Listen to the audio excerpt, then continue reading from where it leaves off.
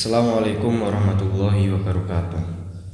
Bismillahirrahmanirrahim. Alhamdulillahirabbil alamin.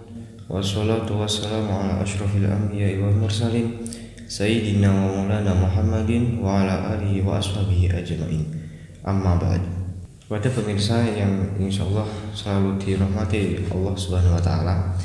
Di sini saya akan menyampaikan kultum yang bertema puasa bagi orang yang safar. Salah satu orang yang diberikan rukhsah atau keringanan oleh syariat untuk boleh tidak menjalankan ibadah puasa di bulan Ramadan adalah musafir atau orang yang dalam kondisi berpergian. Seperti dalam firman Allah di dalam Al-Quran surah Al-Baqarah ayat 185 yang berbunyi, A'udzu billahi minasyaitonir rajim.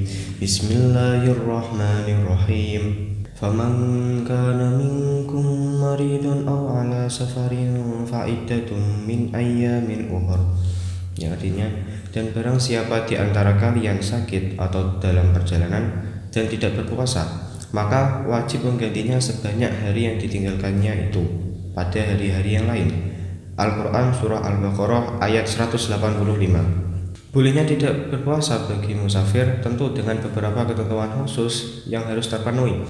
Seperti perjalanan tidak dimaksudkan untuk kemaksiatan, perjalanan harus jauh atau biasa disebut dengan safar tawil, yaitu sekiranya boleh untuk mengqashar sholat, dan juga perjalanan yang keberangkatannya sebelum terbitnya fajar, serta ketentuan-ketentuan lainnya.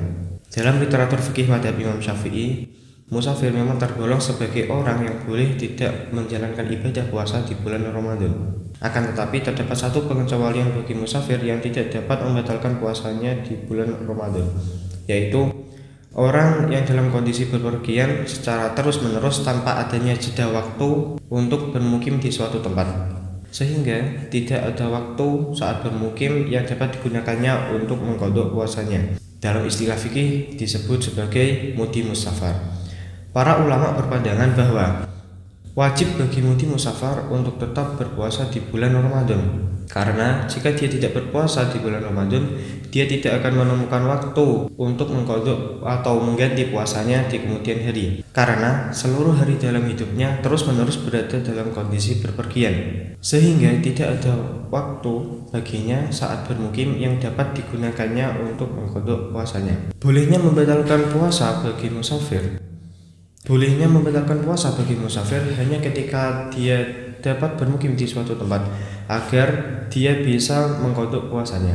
Pandangan ini diusung oleh Imam As-Subki dan didukung oleh Imam Ar-Ramli dalam kitab An-Nihayah. Sedangkan pendapat yang dipandang kuat oleh Imam Ibnu Hajar dalam kitab At-Tuhfah adalah sebaliknya.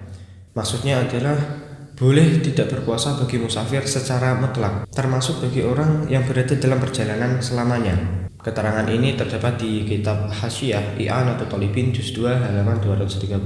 Pada umumnya, orang yang melakukan perjalanan atau yang berprofesi sebagai supir pasti memiliki jeda waktu dalam 1 tahun untuk menetap di rumahnya atau di tempat transit lain sekiranya cukup untuk mengqadha puasanya.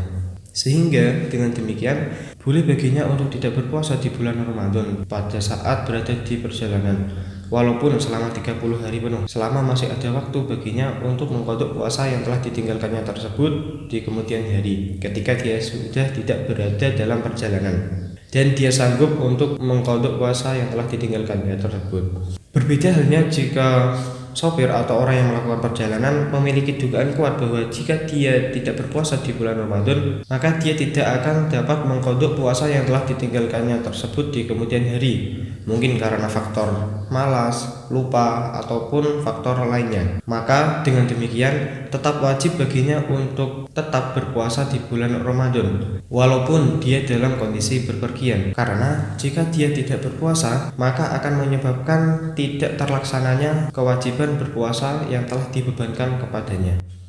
Sekian kultum dari saya. Apabila ada tutur kata yang salah, saya mohon maaf. Wabillahi taufiq wal hidayah. Wassalamualaikum warahmatullahi wabarakatuh.